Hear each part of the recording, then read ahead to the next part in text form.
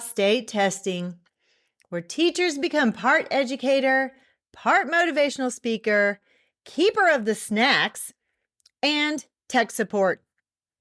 You know it's testing season when the Wi-Fi decides to take a personal day, and then all of a sudden you've got a full-blown crisis team meeting in the hallway trying to figure out what to do. And then you're like, how did we get here? Somewhere along the way, testing turned into this high stress, high pressure, everybody hold your breath kind of moment. When in reality, it was never supposed to be like that.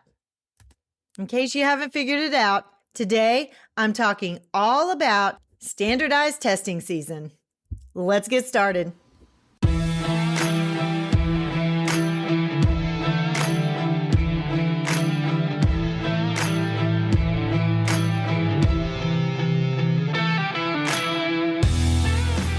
Hi, friend. Are you ready to move into a leadership position?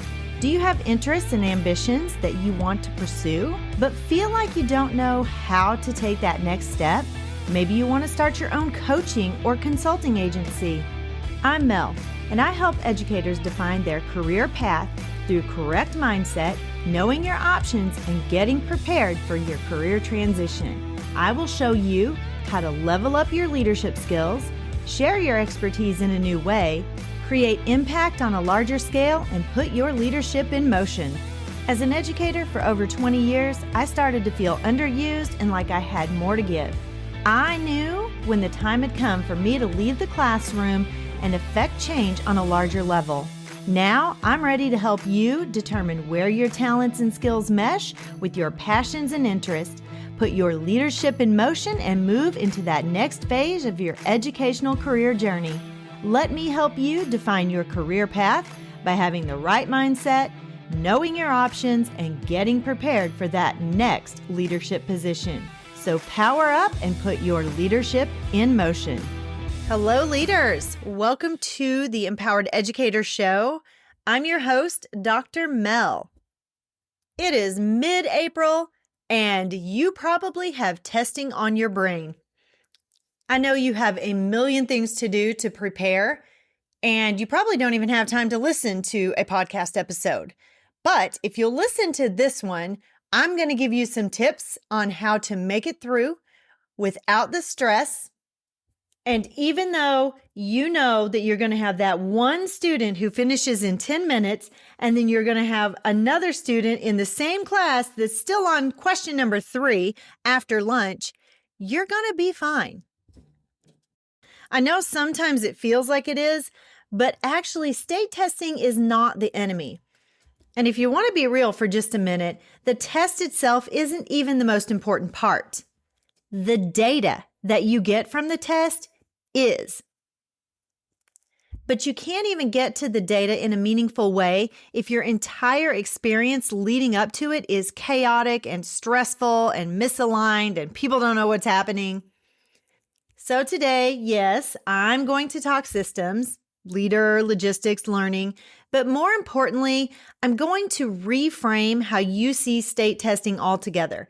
Because when you understand the purpose behind it, you stop leading with pressure and you start leading with clarity. Why is state testing actually important? Why does it matter? Let's just address the elephant in the room.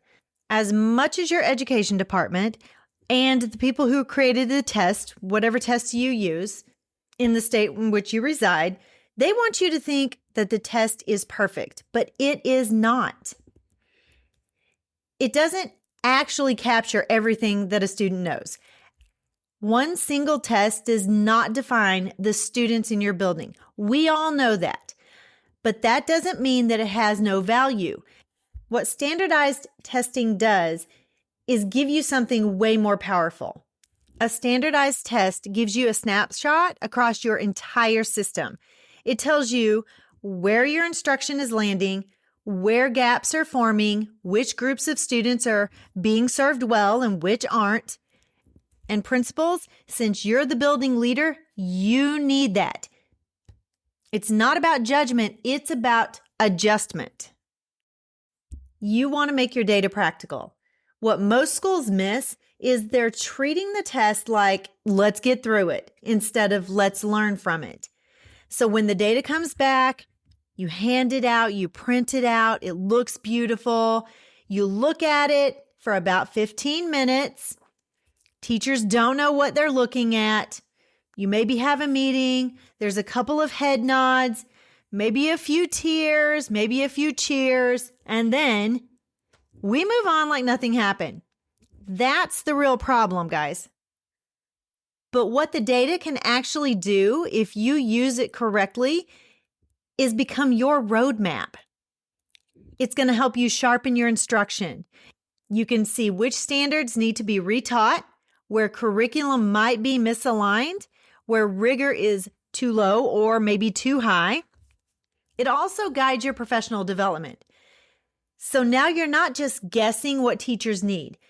You're able to validate the professional development for your teachers or the professional learning because you're saying, here's exactly where we need to grow.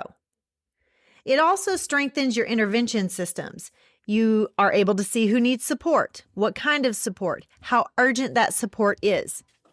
And because the data does not lie, it's going to keep equity at the center. It's going to show you achievement gaps, opportunity gaps, and some patterns that you might not see on a day-to-day basis. And that gives you a chance to lead intentionally. We've all seen that one data meeting where somebody says, well, these scores don't really reflect my students. And you're sitting there like, okay, but what are we going to do about it though? Because the goal isn't to explain the data away. The goal is to grow from it. Data shouldn't feel like a gotcha. It should feel like a celebration. And you do need to celebrate when you see growth, but it should feel like a celebration in the fact that, holy cow, we know what we need to do to fix our gaps. So what is the leader system that you should act on before state testing? It's setting the tone for your entire building. And this is where most schools miss it. They're treating tests like an event instead of a culture moment. Strong leaders, they don't wait right up until testing week to build that excitement, to get that hype. They build belief and excitement for their teachers and their students for weeks before the week of testing. Here's some practical steps for you guys. Create a testing identity, not testing week. Call it something like, well, you know how I am with my power up stuff. So you could call it like power up or show what you know season or the level up challenge. Now, a caveat to that is state testing is usually one time a year. However, if you have another standardized test that you use and you test in the fall and then again in the spring, maybe in the winter, you can actually track that with the students and they can see their own growth and you can set growth goals or stretch goals for them and they can try to hit that. And during testing week, do some daily energy moments or even start this before. Something with your morning announcements like shout outs or encouragement or those simple affirmations. And make sure that there's some teacher alignment. You're not just giving directions, you're giving a language. Something like, we don't stress tests, we just show growth. And then something like, this is your time to shine.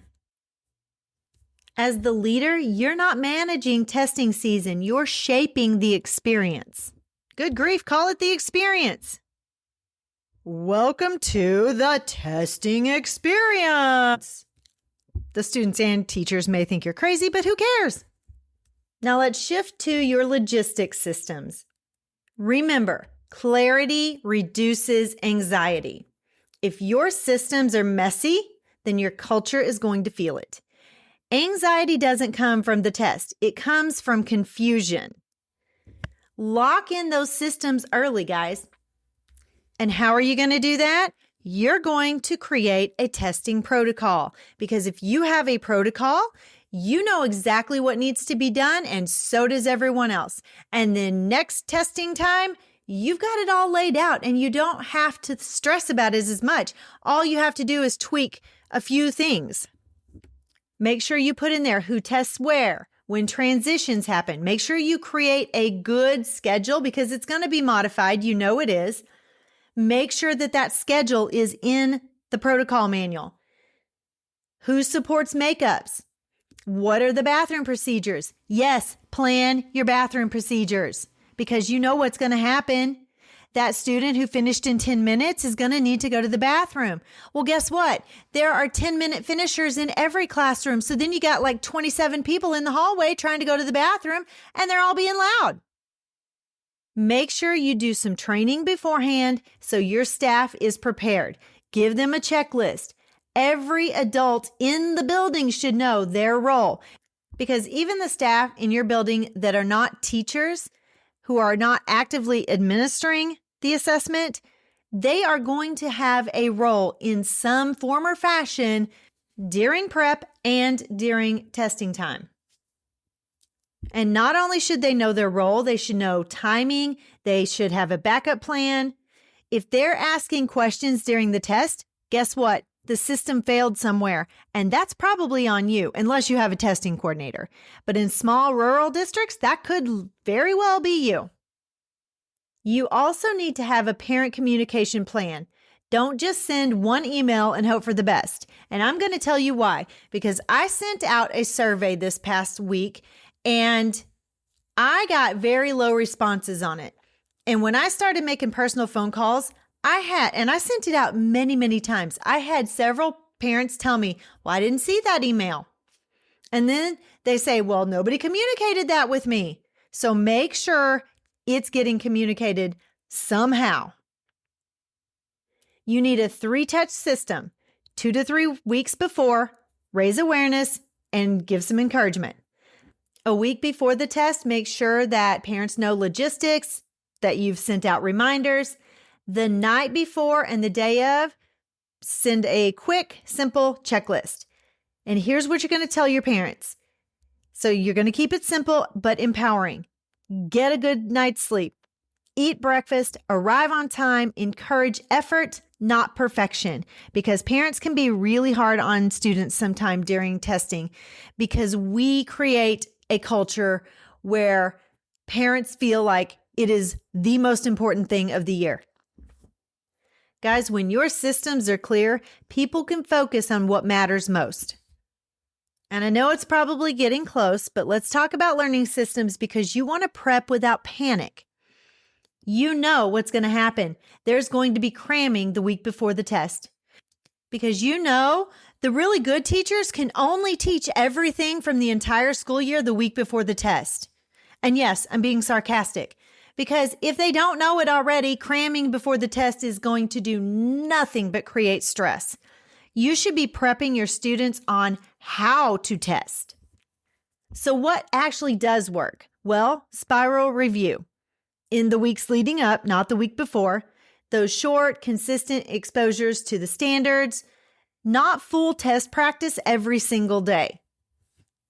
And you want to normalize the format. Show students the different types of questions. You know they're going to see multiple choice. You know they're going to see constructed response. I don't know about every other state, but here in Missouri, the state test is called the MAP test. I cannot talk today, guys. The Missouri Assessment Program. When I started teaching and I told my mom that I had to give the MAP test, she literally thought it was a test about maps. But I digress.